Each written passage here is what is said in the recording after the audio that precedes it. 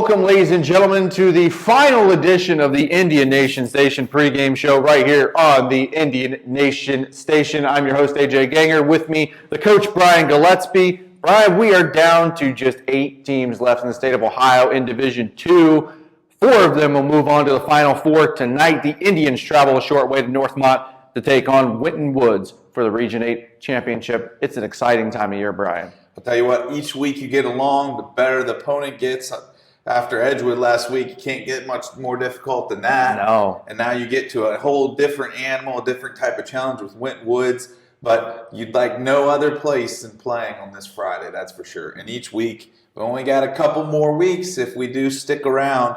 And then the big time Final Four next week, if they can get this one this week. The road to the state championship continues for our Piqua Indians. Let's take a look at the Division II finals from Week 13. Winton Woods beat LaSalle 42-35. Piqua with the come-from-behind win 28-21 against Edgewood, we'll talk about here in a few minutes. Massillon Washington beat Big Walnut 38-0. Uniontown Green beat Worcester 21-14. Toledo Central Catholic with a 23-20 win over Medina Highland. Avon beat Olmsted Fall 49-21 in Region 6. And Walsh Jesuit with the 34-20 win over Benedictine, and Hoban with the 35-7 win as well. Looking at this, there are still some very tough teams still left in this division. For sure. As I looked it over, there's a couple teams that stick out to me. Well, there's the Given, Akron, Archbishop Hoban. They're a yearly, yes. They're a perennial competitor for the state title. They have that history, that year in and year out dominance. They're definitely a team to be fighting, that will more than likely be there towards the end in the Final Four. And then I was looking, Massillon, Washington just knocked off the number 1 seed, 38-0 Big Walnut. And if you look at Massillon, Washington's schedule, they played a brutal schedule against really good opponents. Their only losses were against top-level competition in narrow games. So narrow score-wise. So Massillon, Washington, I like them to make the Final Four as well. I think they're a really good team. I think they're better than Green. I think those 2 teams stick out amongst the rest right now, but Piqua's got their eyes focused on the Winton Woods Warriors. Before we take a look at some stats from our Edgewood game last week, we want to remind everyone tonight's game against Winton Woods will be on a delay, meaning it will be shown at 10 p.m. on our YouTube channel, and then will be played next day on Saturday on Channel 5 here in Piqua. You can watch the game live on ohsaa.tv for $9.99 or free with a subscription to Spectrum. Well, Brian, before we get into this Edgewood game, when is the last time you watched a football game where a punt made the difference? There haven't been very many in my life that I can remember where I may have seen a Tennessee game once upon a time where a guy pinned them inside the 2 that really separated the teams. But in most cases, a punt is not usually what you would say as the highlight of a game. Yeah. But I'll tell you what, Trombley put one on them last week, and that really changed the momentum. And, the only one that I can think of, I was scrolling through Twitter the other day, and James Ryder from Channel 2 was talking about Jackson Trombley. He's been talking about him all week on Twitter and on Channel 2. And he said maybe the last time a punt made a huge difference was that Alabama-LSU 9-6 game a few years ago. Well, I mean, when you have those type of back-and-forth games where the narrow margin, especially when there was hardly any points scored in that game, you definitely look at special teams and you say, who can separate themselves? And, man, when Piqua needed it the most, Trombley got it and put some juice into that thing, took the wind, but then that thing bounced forever. And I was looking, their guy was standing at the 50. The 50. And the ball ended up at what, the 7? It hit on the 30 and rolled all the way down to the 7. Holy mackerel. And then you had just that game changed on a dime. And then next thing you know, bam, bam, bam, touchdown Piqua, fumble, Edgewood, touchdown Piqua, and here we are today with another pregame show with some exciting stuff going on this week. One of the things that I noticed watching this game, listening to you and Tom, we didn't really mention the fact of turnovers. It made a huge difference. On Edgewood's first drive, they fumbled the football. On their last drive, they threw an interception. In between that was the fumble that set up the touchdown for us. 3 turnovers, and we turned the ball over 0 times. There's some things you can pick apart on Piqua this year. A few too many penalties for sure. But one thing you can talk about that they have done great job with is ball security. No. I mean, how many games have been like last Friday? Rain, cold weather, wind, all these types of things. The ball just, they played at that Troy game, the terrible weather, and the ball just did not hit the ground very much, and hardly at all. And that's huge, and that's a difference maker for them. And that, again, with this Winton Woods game, we could see turnovers being the difference again. Brady Uhl was 7 of 12 passing for 92 yards. He also ran the ball 7 times for 45. Josiah Medley, 19 carries, 140 yards, 3 touchdowns. Sam Smeezing, 10 total tackles. Bryson Roberts, 4 tackles and the game-winning touchdown. Jackson Tremblay, again, 4 for 4 on PATs, 70-yard punt along with, I think he punted 5 times. This was one of those games where it did go by in a flash, though, because of the way Edgewood offense worked with the wing T. It just seemed like we looked up and it was already the fourth quarter and we're trailing by 7. Yeah, it just felt like it just disappeared. You'd close your eyes. You'd bet, I got plenty of time to talk here. You look up, it's 3 minutes left in the third quarter. Oh, geez, we're still down. Okay, now we're a quarter later. We're running out of time. Are we going to panic? Give Piqua all the credit in the world. Bill Neese, stuck to his game plan, did not panic. They held to what their plan was, and they made Edgewood make the mistakes, and they took advantage. And that kind of steady leadership is what Piqua football is all about.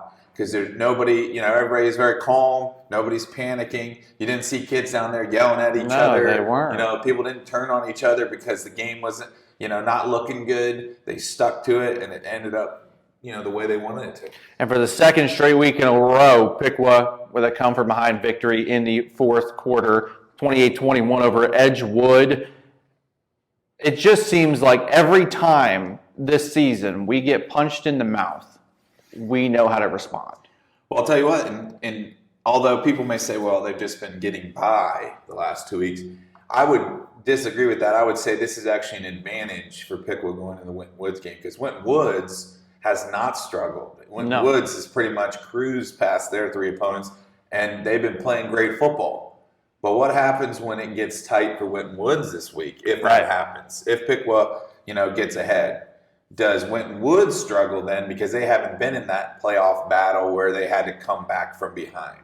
So while it seems like it would be a mark against Piqua, I think it's actually an advantage to have gone through those struggles, those battles, and know that you can come out on the other end the victor. And also, Piqua has played 3 straight Cincinnati schools, and so is Winton Woods. They haven't played a non-conference opponent probably since the beginning of the season, so this is going to be their first non-conference game in 10 weeks, 12 weeks. Yeah, the familiarity there won't be there. No. And that can be a little unsettling for you if you're Winton Woods. They had plenty of film on Kings. They had plenty of film on LaSalle. They have in Turpin. They have all this film on those guys, and they're used to playing them. So, they beat us the first time. We're going to get them this time. They know exactly how to do it. Okay, now we go to Piqua, which they're not super familiar with. And frankly, a lot of Cincinnati doesn't respect Piqua at this point. Yeah. From what I've seen, a lot of people think it's easy win for Winton Woods.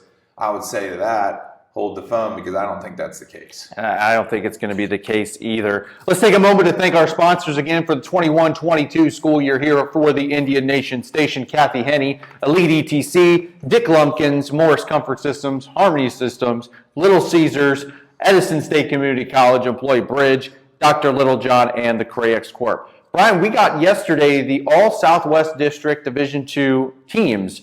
A lot of Piqua players out there for us. We had Offensive Player of the Year, Josiah Medley. First team, Josiah Medley, Zach McGuire, Sam Schmeezing, and Braden Strayer. Second team, Brady Uhl. Honorable mentions of Deshaun Roberts and Jackson Tremblay. One name I forgot to list on there for first team was Landon Hare as well. Yep, Landon Hare as well on first team. Just a great group of kids that just got on there. Yeah, terrific. A bunch of seniors, and then you have Sam Schmeezing as a junior. You don't get a lot of juniors on that All Southwest District. That's a tough. I mean, this is one of probably the toughest district overall in the state. So to get on that first team roster, that's pretty impressive. And then to have your quarterback, who's also a junior, only on second team. There's a lot of good quarterbacks out there. And then have a couple honorable mention. You're not going to see too many teams with more players. In fact, there were no teams with more players listed on that All Southwest District roster. So now Winton Woods certainly had quite a few players listed as well. And what's ironic about this game, or interesting about this game, is you have the best offensive player in the district, in the Southwest District, in Josiah Medley, and you have the number one versus the number one defender, defensive lineman Jayron Gibson, on Winton Woods this week. So you're gonna get a contrast. You're gonna have a lot of elite football players there. They have 6 players on the all between the first and second team for Winton Woods. So you're looking at, or actually 7. Sorry. So you're almost exact same amount of players. We're kind of running into a game that, while the seeds don't necessarily match up to a 1 versus 2. The talent's going to match up to that. Oh yeah, it's going to be a great game. Let's take a look at the Division II regional finals throughout the state of Ohio. In Region 8, obviously number 1 seed Piqua 12-0 taking on 7 seed Winton Wood, who's 10-3 at Northmont. 4 seed Massillon Washington at 11-2 taking on 7th seed Uniontown Green, who's 10-3. That game is at Mansfield in Region 7. Region 6, Toledo Central Catholic, 4th seed, 11-2, taking on 2 seed Avon at Sandusky. That's Region 6. And in Region 5, Walsh Jesuit taking on Hoban at Twinsburg. It's a great-looking week of regional finals. Now, there are a couple scenarios that could happen depending on who's going to play who in the Final Four. If Avon wins, the Final Four will be Region 6 versus Region 5 and Region 8 versus 7. So 5, 6, 7, 8. If Toledo Central Catholic wins, the Final Four will be 5 versus 7 and then 6 versus 8. Brian, what are you looking forward to in this region finals? I'll tell you what's interesting about these regional finals is there's only one number 1 seed left. That just shows you how hard it is being the number 1 seed. Everybody's got that target on your back. Everybody wants to take down that top seed. And Pick was the only one to survive to the regional finals. So they're playing, with. You got that, and then you got Avon, which is a 2 seed. Now, the seeds don't necessarily always match up just because some teams play more difficult schedules like LaSalle. But a lot of ways, Pick will earn that 1 seed, and they're trying to defend that. Now, you're looking at location-wise, ideally, you don't have to go all the way to Columbus to play. You could play in Lima if you're playing a Toledo Central Catholic if you get the win here. But the good news is, you're probably going to avoid one of the toughest teams from the other bracket, depending on who wins. Now, Avon's an excellent team. They get that game. Avon versus Pickle would be a heck of a game, 1 versus 2. But, man, it's a coin toss in about all these games. I think the only one that, to me, sticks out as one that's pretty clear on who's going to win is I think Massillon Washington's going to be in that Final Four. I think so, too. The rest of the other 3 games, that's about a 50-50 shot. Yeah, I agree. And, like you said, all the other teams besides Winton Woods and Piqua, they're Columbus, Toledo area, as opposed to us being Southwest Ohio. They're more northeast Ohio, which, we may play in Columbus. We may play in Lima. Just depends on where it ends up. You just don't know. And that's the exciting part of this time of year, you just play one game at a time and you worry about that later. Yeah. Well, Brian, we got a lot to talk about now as we get into our game here tonight. That'll be delayed on our YouTube page and Piqua Channel 5. Piqua taking on Winton Woods tonight at Northmont High School. Winton Woods is taking down some great teams on their way, beating Turpin, Kings, and LaSalle in the first 3 weeks. Piqua's taking down Little Miami, Withrow, and Edgewood. Our 4th straight Cincinnati opponent will be Winton Woods. Winton Woods will be playing their first non-league opponent tonight. What have you seen from the scouting reports? I'll tell you what you're seeing is huge in postseason improvement from Winton Woods. Okay, they came in only averaging 18 points per game during the regular season. Postseason, almost 40. So they've really hit their stride.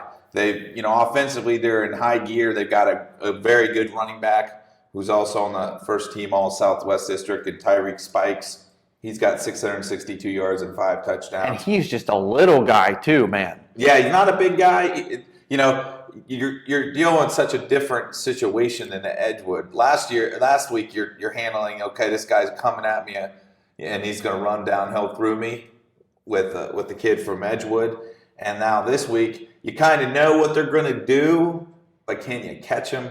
Can you get him? Can you find him? And can you get him down? Because last week I saw some highlights from their game in LaSalle, and he didn't always have huge holes to run through. No. He's real elusive, and you got to know where he's at. He's a smaller kid, and they had another kid named Casey Spears last week that had 226 yards and 5 touchdowns. I think it was on 8 carries, too. It wasn't even, like a 96, a 36, and a 94-yard touchdown. This is from a kid who has hardly touched the ball this year. Yeah. So they're definitely a run-based offense. They're definitely gonna run the ball up more than they pass it. Because I'll tell you what, if you look at the advantage for Piqua is at the quarterback position. Mm-hmm. Now, no offense to senior quarterback Buddy Ellery of the Warriors, Winton Woods, but he has 8 touchdowns, 7 interceptions, and he's got 6 rushing touchdowns, but he also has 6 fumbles. So if you look at that, he's turned the ball over 13 times. Piqua needs to turn him over. If you can turn him over, put them behind the sticks, get an advantage by getting points on the board, now you make them throw the ball more than they want. I think if they can run the ball effectively and just grind you down, it's not really a grind, though. It's going to be 80 yards. It's going to be a quick strike. Yeah. You've got to wrap, and you got to get that kid down. And so what? 10-yard gain, no big deal, because you'll get the ball eventually. But if you allow them to kick it and or kick through the defense and go 60 yards for a touchdown, it doesn't take long for this Winton Woods team to score. And they've been scoring at an amazing clip here in the postseason. So contain is probably the word. Contain them. Don't let them break for that big touchdown from Spikes or from Spears, and you've got a shot to win this one. The funny thing is, I was reading an article, and Bill Neese was talking about this. It just, both teams are pretty much based on big plays. And he says they have so many chunk plays of more than 30 yards. That's what you have to be able to slow down on Friday night. And the hard part of that is if you don't slow that down, they don't allow a lot of points. No. They've got a talented defense. They've got a lot of guys. If you remember from Withrow had talented athletes who, they probably have a few more than Withrow had. Now, will they be the size? Well, the Jayron Gibson is 6 foot 250, Southwest District Player of the Year on defense. He has 14 sacks. So how do you manage, try to keep him out of the play? Do you run away from him? Do you block him out of the play? Piqua has to figure out how we can keep him from making big plays in this game. He had 8 tackles last week. So their defensive leader, tackle-wise, is Kirsten Williams, junior linebacker, has 70 tackles. They have a good young team. And they also have a junior DB, number 25, Cameron Calhoun, has actually racked up 8 interceptions. Yeah. 1 each of the last 2 weeks. So it's gonna be a challenge. But I think ball control.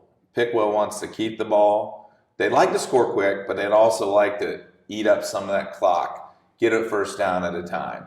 8, 10, 12 yards. Hit it for 6 yards. Hit it for 4 yards. Oh, we got a first down, good. And keep that Winton Woods offense off the field.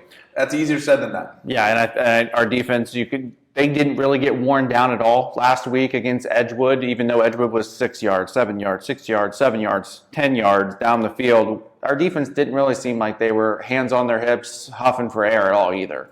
I think when you look at the Edgewood game, you say Edgewood was underrated by a lot of people. Even people now, post-Piqua game, are underrating that value of that win.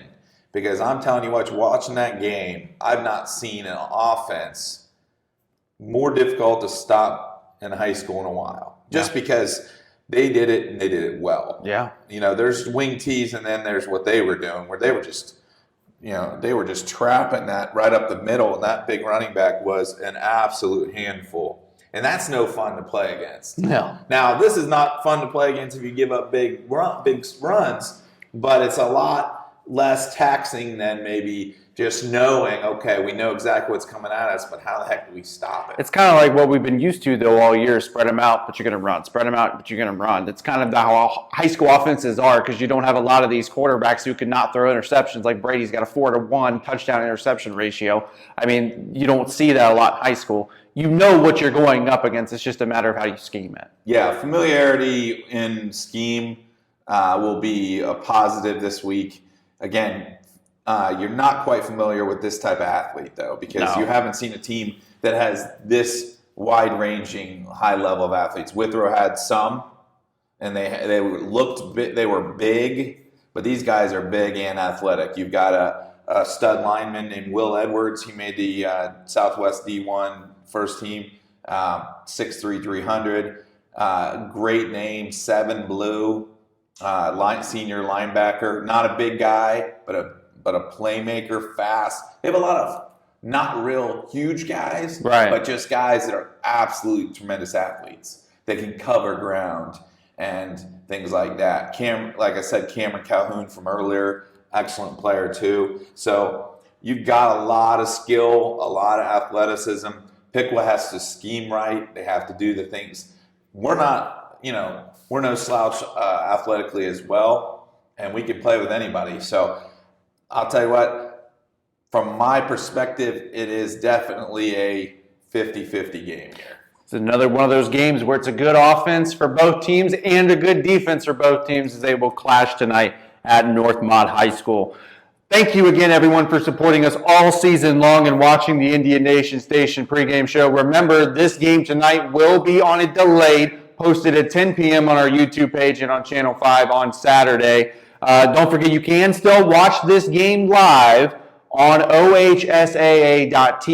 It's a streaming game. You can, if you do not have a Spectrum subscription, it is $9.99 to watch it. If you do have a Spectrum subscription, follow the prompts to sign in so you can watch this game for free based on your Spectrum subscription. Don't forget, just always stay tuned to our social media pages. Again, this will probably be the last game we will be covering normally. All the other games, if we move on, will be like our away games have been all year, with highlights, a condensed version of those games as well. Stay tuned for the game coming up tonight at 10 p.m. with Brian Gillespie and Tom Michaels on the call. For Brian, I'm AJ Ganger saying good night, ladies and gentlemen. Go Piqua and beat Winton Woods.